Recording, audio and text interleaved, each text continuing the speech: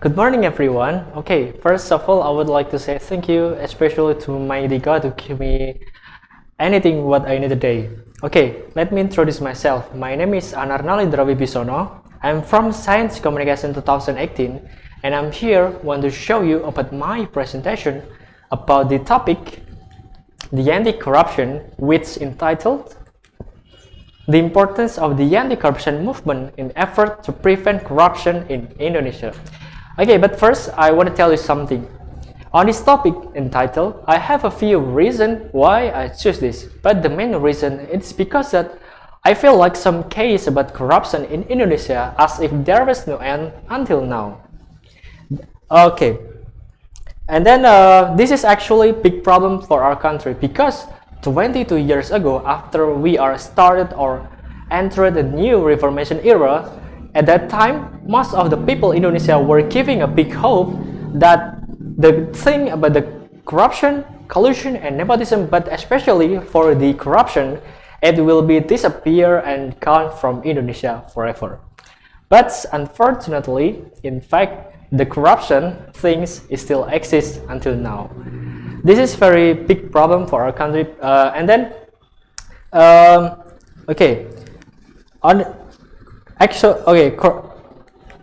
the next is corruption. In my opinion, is a extraordinary crime in order to enrich ourselves by taking the rights of the people.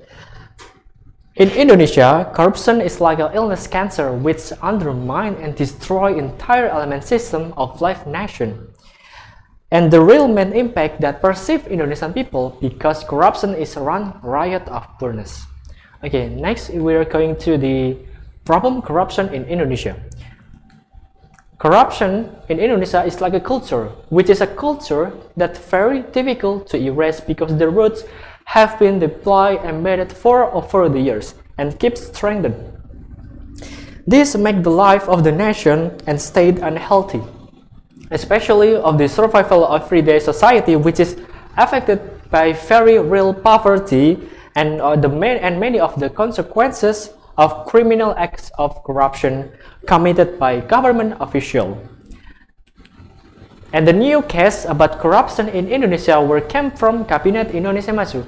The first corruption is about export sea lobster at the Minister of Maritime Affairs and Fisheries, the Republic Indonesia, namely Edi Prabowo. And the second corruption case is about the Social Assistance Fund, which was very inhumanity, who came from Minister of Social Affairs, namely Juliari Batubara. And this is one of huge case.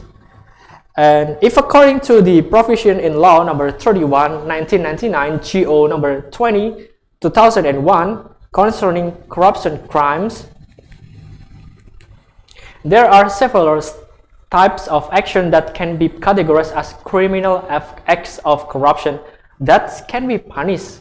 Namely, number one is corruption that require loss the state of the country economic. Number two is bribery.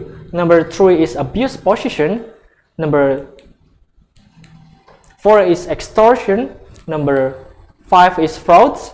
Number six is corruption is related to the procurement of goods and service. Number seven is gratification. Number eight is attempt malicious consensus, and then assisting corruption. And then number 9 is and several type of action related to criminal acts of corruption. And then according to the KPK data statistic, bribery is the most common form of corruption. It was followed by corruption in the procurement of goods and service in the second largest position. And the third position was occupied by misuse of the budget. And then according to the Data Transparency International Indonesia, or TII, which released in 2020, Corruption Perception Index, or CPI, Indonesia has scored currently at 37 on a scale 0 to 100, with, for the record, the score 0 for very corrupt, the score 100 very clean. This is the data last year in 2019 we have scored 40 on a scale 0 to 100, which was we are in the position 85 out of 180, and in 2020 we are decreased with the score 37 on a scale 0 to 100, and we are in the position 102 out of 180. This is very sad for us. Okay, and then we are going to the factor that cause corruption. In many cases, recurrent criminal act of corruption in order to counter measures can be effective and efficient. But first, we need to know the factor that cause. And then according to the Syed Hussein Alatas, the factor that cause corruption are: number one is weaknesses in religious and ethical teaching. Number two, absence of harsh legal action. Number three, weaknesses or absent leadership on the position key who's supposed to be give inspiration and the attitude which can tempt corruption. The number three is government structure. Number five is scarcity of fertile environment for anti-corruption behavior. Number six is poverty. Number seven is lack of education, and the number eight is the state of society. Corruption in bureaucracy can provide a reflection of the state of society as a whole. Okay, next, how do we prevent with the anti-corruption movement? Okay, and here I enforce into the two sides, which was very important thing to our country. The number one is side of government, and the number two, college student like me today. Okay, I'm going to explain you one by one. The first one is government. Indonesia is enlisted in pushing and integrating the anti-corruption movement to all levels of society. At this time, the government must be firm and serious in handling case of corruption, because this has become very big problem for our country. And here are some my suggestions as the author to the government in effort to take preventive action with the anti-corruption movement. Okay, number one is we have to establishing an independent institution that specifically handles corruption case.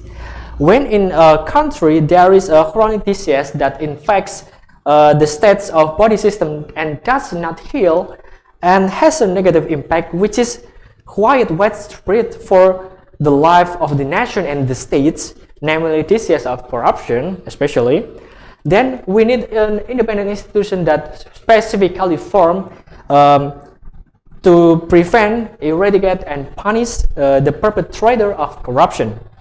This independent institution must be consistency in fighting corruption case, and it must free from the intervention of any power that try to mess up the duties and the power to investigating corruption case. And meanwhile, in Indonesia, we already have an institution that was specifically formed to handle criminal act of corruption case. And the name in language Bahasa Indonesia is Komisi Pemberantasan Korupsi, or KPK, which was built on the December 29, 2030. And the government must be maximize this institution to eradicate corruption. At least we can make some chance with decrease the corruption. Okay, number two is apply strict punishment. Indonesia actually have a law that regulate the punishment for perpetrator of corruption case in various kind. And for example, prison punishment are also categorized into several levels, such as punishment with less than 4 years in prison, and then a moderate punishment with less than 10 years in prison, and then a heavy punishment with more than 10 years in prison. However, in fact, a trial corruption case often only side with criminal behavior. This conclusion is without foundation, but Since 2005, Indonesian Corruption Watch, or ECW, has monitored the trend of corruption perpetrator, and the results have been disappointing, with the average conviction of the defendant never more than 3 years in prison. It is ironic that in the middle of the massive impact of corruption to the sector public life, the judicial authority seems to have some ignore to ensnare the maximum perpetrator of corruption. And this is why there are so many cases of corruption in Indonesia, and there are people who still continue to doing corruption because they think that doing corruption is a good thing to make a manifest, and even if they were caught by police or cops or KPK, the punishment is not too heavy for them. This is very fatal though if there is no firmness in educate with the punishment it deserves. And that is why in Indonesia we need someone who is firm in prosecuting corruptor with a life punishment or even death penalty for this act. If Indonesia strictly enforce the punishment for corruptor, then anyone who will commit corruption against anything, especially the government official, then will rethink to do it. Okay. Number 3 is impoverished perpetrator of corruption. Acts of corruption are very detrimental to the survival of the states because they are committed for personal gain such as enrichment. Apart from the harsh penalties aimed at perpetrator of corruption, with existence of regulation to impoverish, I believe that this can be an effective way to deter the perpetrator of corruption. But first, this must also be based to making law that regulate so that perpetrator of corruption are impoverished, like they impoverish the people by taking the rights that do not belong to them. And I'm sure that the people will also agree with my suggestion to impoverish the perpetrator of corruption by confiscating all their assets to compensate for state losses. Okay, the next, what is not as important is from me, like a college student. Okay, in dealing with corruption, Indonesia cannot rely solely on one side, and that is just from the government. But what is no less important thing is the contribution of college students just like me. Students are intellectuals born from an academic organization who are required to be a problem solver in every problem experienced by the nation. Okay, students ethically have a responsibility as agent of control social and agent of change, which are the most important part of the nation's development. The ideal, critical, analytical, and responsible nature inherent in a student intellectualist is a great asset to create control and change in the nation. This is also one of the Indonesian persistent problem, and that is corruption.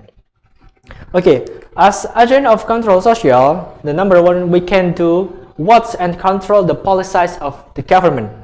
As a social control, students can play a preventive role and take action against corruption by paying attention to the policies of the government, especially if there is a gap in the policy for someone to commit a criminal act of corruption or policy that only favor certain people and ignores the public at large. Okay, the number 2 is criticize and give the solution.